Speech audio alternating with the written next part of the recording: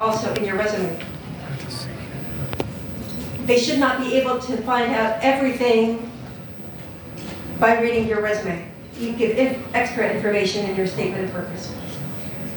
Show why you're a good fit, and also demonstrate that you can handle challenges successfully.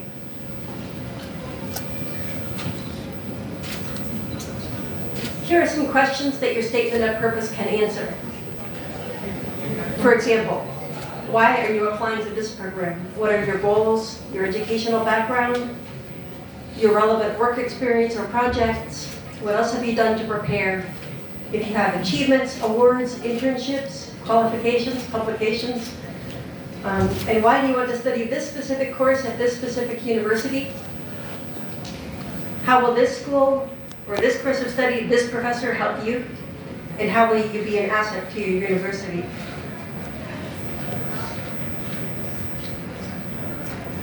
All right.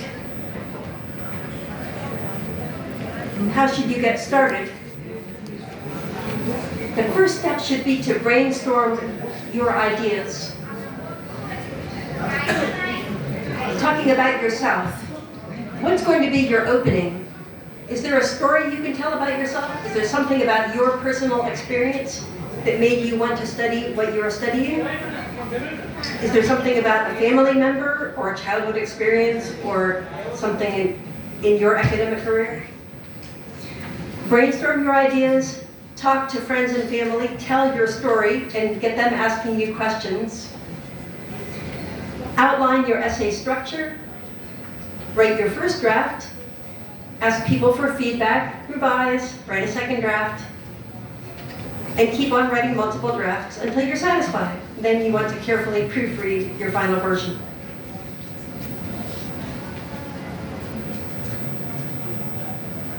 Okay, let's look at this opening. Is this a good opening for a statement of purpose?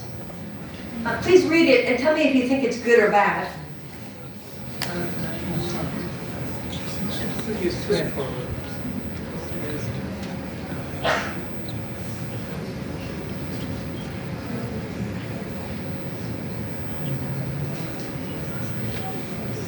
If you're on the admissions committee at a university and you read a statement of purpose that begins in this way, will it catch your interest? No. Not really, no. It's not very interesting. It's just telling what is in the resume. They're just going down through their resume and telling what's in it. It's not telling a story, it's not capturing their attention. How about this? Is this a pretty good opening? Better than that. Better than that.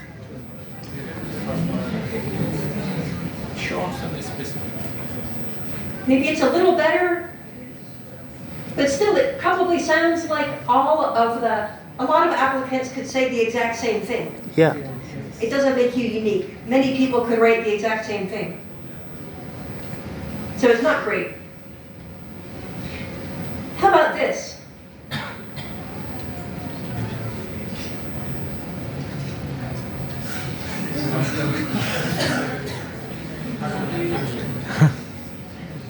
That's a story.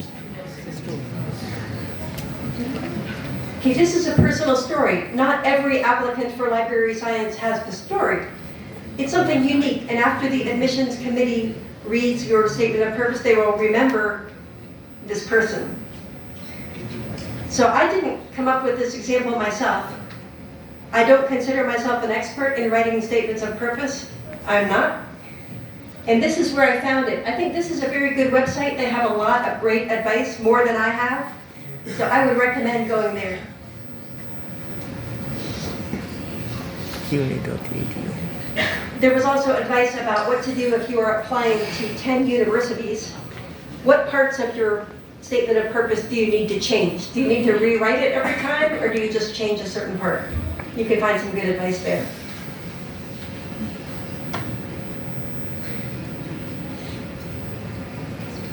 How about this one? Is this a good opening?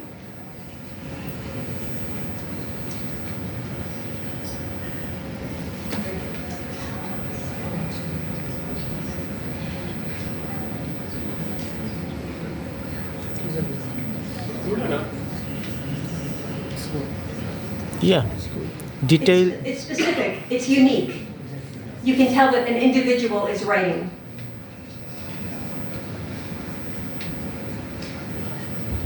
Telling personal stories. What makes a really good statement of purpose? Your first sentence or paragraph is important. That's your chance to capture the attention of your reader. It's called a hook. You hook their attention. To help the reader get to know you, tell a specific experience that led you toward this career path, or sometime when you overcame adversity in your life. Share an experience where you had difficulties but you still excelled. Remember why you're writing. Everything must be related to your motivation, why you want to study this area. Pre-write, gather your ideas, outline, then write, and revise multiple times. You can get feedback from your current instructors. You can reach out to instructors you had back in college or high school. People will be glad to help you, I think. Restate your reasons and goals, and with an attitude of gratitude.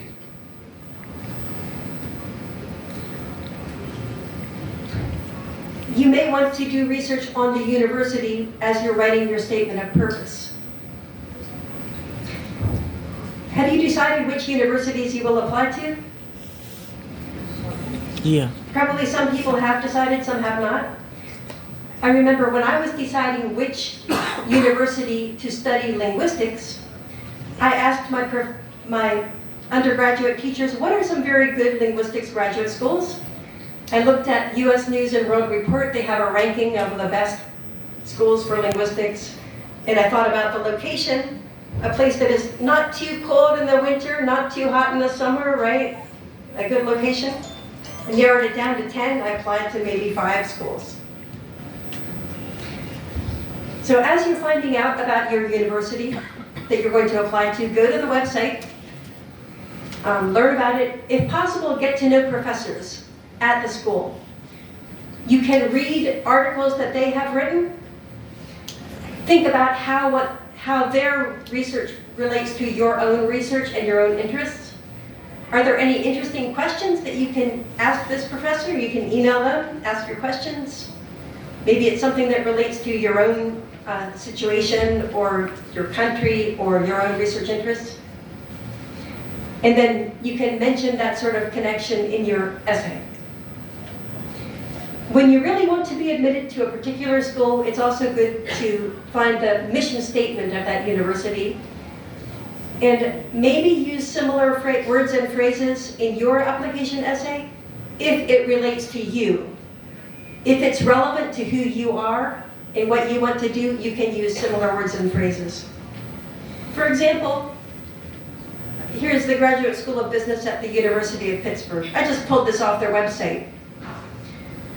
It's a pretty standard mission statement, but it uses a few distinctive phrases like business value, thought leadership, global dialogue. So if you're applying to this school and you know that you can also contribute to global dialogue, you might want to mention that. Penn State, this happens to be the largest university in my home state, Pennsylvania. And they talk about interdisciplinary leaders. So are you going to be an interdisciplinary leader? Do you have an interest in multiple disciplines? Are you going to drive innovation? Do you want to help resolve complex national and global problems? If you do, you could try and use some of those words and phrases. Here's another one, a School of Education. They're mentioning equity, accessibility, effective learning.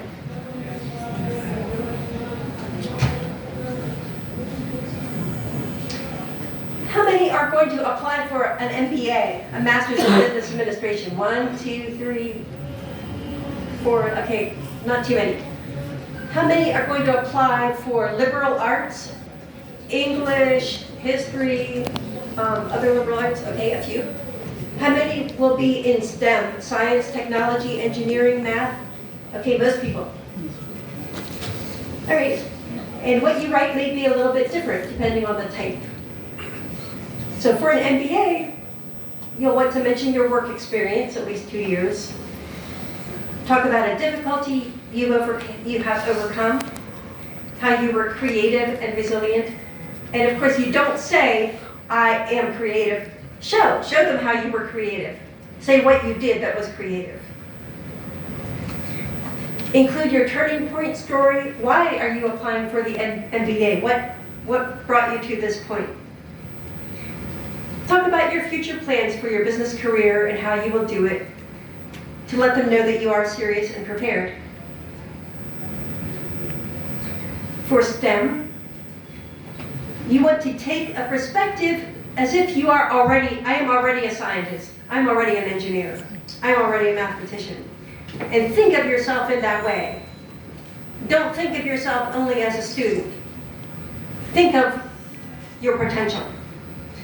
Tell about your scientific approach, how you will enrich the scientific world, your specialized interest.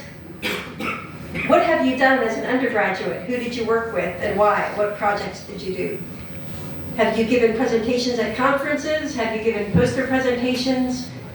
Have you done research? Have you contributed to other people's research?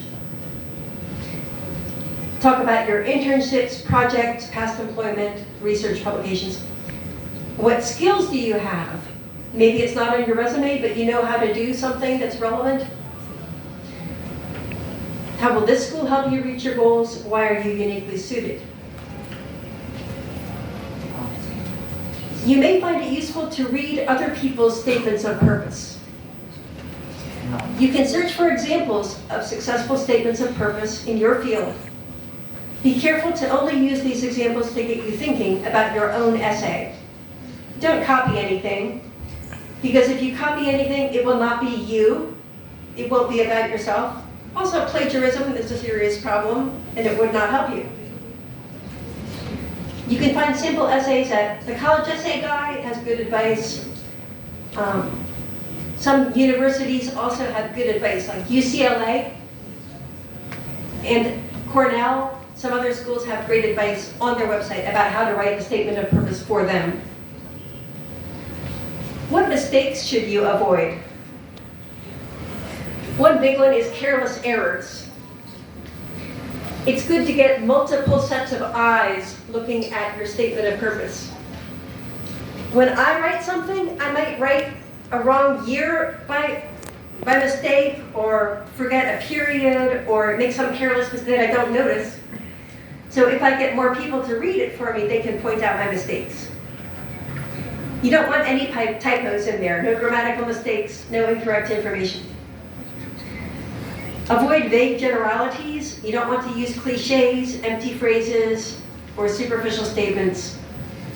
Be specific. Use specific examples, details, and anecdotes.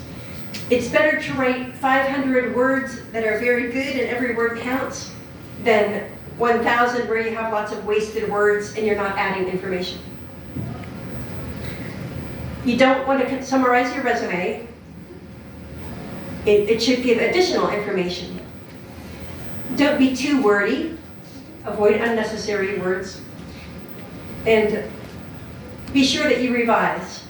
It's not possible to write a perfect statement of purpose in one sitting.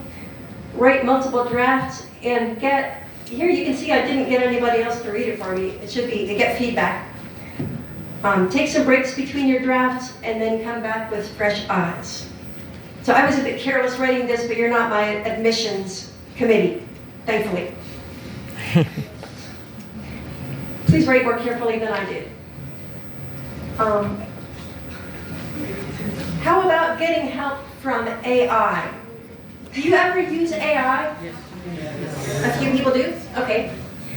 So this is relatively new. I don't have much experience with it, but my son is studying for his PhD at University of Texas in engineering.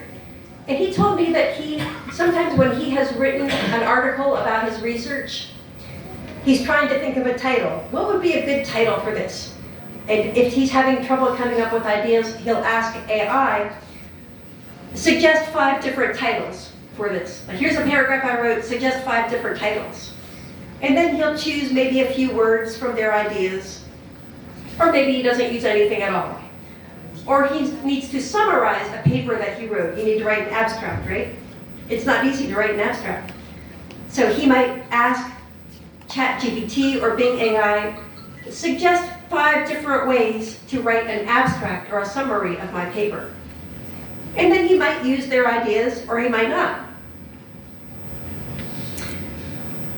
So it's important to begin by writing multiple drafts of your SOP without any help from AI.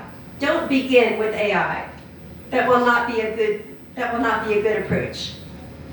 Begin with your own ideas. After that, you can get suggestions and ideas from AI, but you have to decide for yourself whether you want to use any of the suggestions or ideas. They are not better than your ideas. For example, you can ask ChatGPT or Bing AI, please suggest an opening sentence that catches the reader's attention more effectively. Suggest ways to make the tone of my SOP more positive, ways to make it more formal, or ways to make it more informal. And if you have 5 or 10 different versions, you can read them and decide what you like. Which words do you want to use? Please give me feedback on the grammar and style of my SOP. Give me suggestions on how to improve it. And then you can use those suggestions or not. But remember, AI is not human. It doesn't understand human readers. So be very careful about which suggestions you use.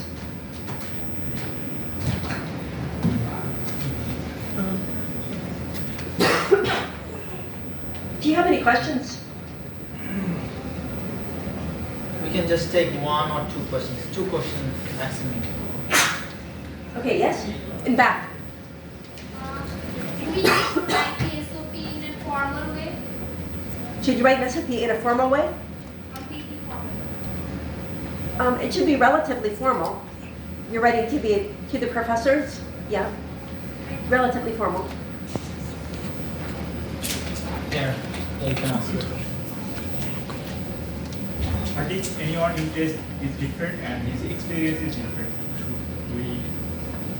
If somebody's interest is different, but they're applying for something else, like their experience is different, how should their SOP be? Yeah, you have to think about something in your own experience that would relate to it.